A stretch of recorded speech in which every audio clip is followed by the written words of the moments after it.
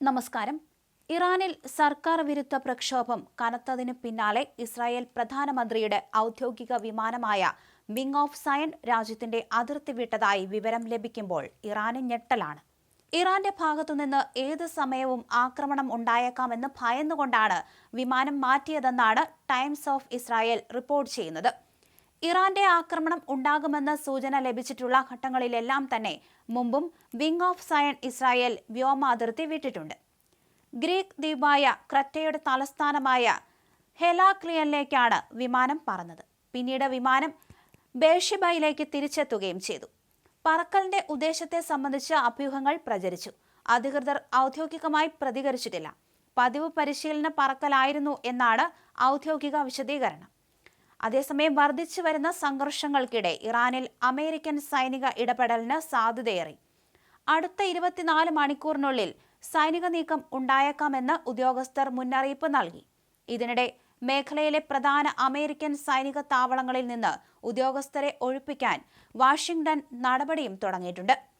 പ്രതിഷേധങ്ങളിൽ പങ്കെടുത്ത 26 വയസ്സുകാരൻ ഇർഫാൻ സുൽത്താനിയെ തൂക്കിലേറ്റാൻ ഇറാൻ ഭരണകൂടം തീരുമാനിച്ചതാണ് അമേരിക്കയെ പ്രകോപിപ്പിച്ചത്. അവർ തൂക്കിക്കൊല്ലാൻ തുടങ്ങിയാൽ പിന്നെ കാണുന്നത് കടുത്ത നടപടികളായിരിക്കും എന്ന് പ്രസിഡന്റ് ഡൊണാൾഡ് ട്രംപ് കഴിഞ്ഞ ദിവസം മുന്നറിയിപ്പ് നൽകിയിരുന്നു. എന്തായാലും അതിപ്പോൾ മാറ്റിവച്ചിരിക്കുന്നു എന്ന വാർത്തയും പുറത്തു വന്നിട്ടുണ്ട്.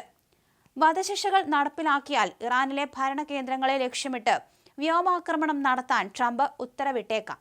സഹായം ഉടൻ എത്തും എന്ന് ഇറാന്റെ തെരുവുകളിൽ പോരാടുന്ന പ്രതിഷേധക്കാർക്ക് ട്രംപ് നിർദ്ദേശം നൽകുകയും ചെയ്തു. പ്രക്ഷോഭത്തിന്റെ സ്ഥിതി, യഥാർത്ഥ മരണസംഖ്യ തുടങ്ങിയ വിവരങ്ങൾ ശേഖരിക്കാൻ ട്രംപ് സുരക്ഷാ ക്യാബിനറ്റിനെ ചുമതലപ്പെടുത്തിയെന്നും റിപ്പോർട്ടുണ്ട്. അനുനയവുമായി ഖത്തർ രംഗത്തുണ്ടെങ്കിലും US ഇറാൻ നയതന്ത്രതല ചർച്ചകൾ നിർത്തിവച്ചത് സംഘർഷഭീതി വർദ്ധിപ്പിക്കുന്നുണ്ട്. അതിനിടെ ഇറാന്റെ ആഭ്യന്തര കാര്യങ്ങളിൽ വിദേശ ഇടപെടൽ പാടില്ലെന്ന് റഷ്യയും ചൈനയും ആവശ്യപ്പെട്ടു. US വിഷയത്തിൽ ഇറാൻ ഉന്നത സുരക്ഷാ council secretary Ali Larijani Qatar പ്രധാനമന്ത്രി ഷെയ്ഖ് മുഹമ്മദ് അബ്ദുറഹ്മാൻ അൽത്താനിയുമായി ചർച്ച നടത്തി. ഇറാൻ വിദേശകാര്യമന്ത്രി തുർക്കി UAE വിദേശകാര്യമന്ത്രിയുമായി ചർച്ച നടത്തി.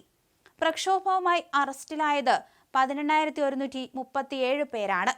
അതേസമയം രാജ്യത്തെ ആക്രമിച്ചാൽ US-ന്റെ സൈനിക താവളങ്ങൾ ലക്ഷ്യമാക്കി തിരിച്ചടിക്കുമെന്ന് അയൽ രാജ്യങ്ങൾക്ക് ഇറാൻ മുന്നറിയിപ്പ് നൽകിക്കഴിഞ്ഞു. ഇറാനിൽ US സൈനിക നടപടി ഉണ്ടാകുമെന്ന അഭ്യൂഹങ്ങൾക്കിടയിലാണ് ഇറാന്റെ മുന്നറിയിപ്പ്. അയൽ രാജ്യങ്ങളിലെ US സൈനിക താവളങ്ങൾ ആക്രമിക്കാൻ മടിക്കില്ലെന്ന മുന്നറിയിപ്പ് നൽകുന്നതിലൂടെ ആക്രമണ നീക്കത്തിൽ നിന്ന് അമേരിക്കയെ തടയാൻ അയൽ രാജ്യങ്ങളുടെ ഇടപെടലാണ് ഇറാൻ പ്രതീക്ഷിക്കുന്നത്.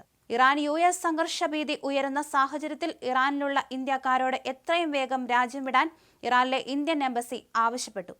ഇറാനിലേക്ക് യാത്ര ഒഴിവാക്കണമെന്നും ഇറാനിലുള്ളവർ പ്രതിഷേധങ്ങൾ നടക്കുന്ന സ്ഥലങ്ങൾ ഒഴിവാക്കണമെന്നും ഇന്ത്യൻ എംബസിയുമായി ബന്ധം പുലർത്തണമെന്നും നിർദ്ദേശമുണ്ട്.